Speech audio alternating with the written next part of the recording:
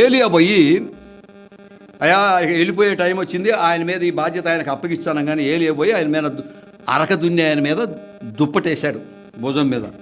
అంటే దేవుడు సేవకు పిలుస్తున్నాడని దాని అర్థం. అప్పుడు అయ్యా నేను ఇంటికి పోయి తల్లిదండ్రులు చెప్పొస్తాను, వెళ్ళిపోతాను. 240 ఎకరాల పొలం విడిచిపెట్టి, బంధువులు విడిచిపెట్టి, జీతగాళ్ళని విడిచిపెట్టి, ఎడ్లను విడిచిపెట్టి ఏలియా ఎమ్మడ పరిగెత్తి ఆయనకు పరిచయం చేసి ఆయన తర్వాత ఈయన సేవకుడిగా వచ్చేసాడు సమాజంలోనికి సేవ చేయడానికి. ఒక నయామానేసు అంటే ఒక అతను అన్యుడు, కుష్టి వ్యాధి వచ్చేసింది అతనికి. ఎన్ని రకాల వైద్యం చేసినా, ఎంత డబ్బు ఖర్చు పెట్టా నయం కాలేదు. ఎవరో ఒక అమ్మాయి, ఇంటూ పనిచేసే అమ్మాయి ఉందంట, ఎలీషా గారు అని చెప్పేసి ఆయన భక్తిపరుడు.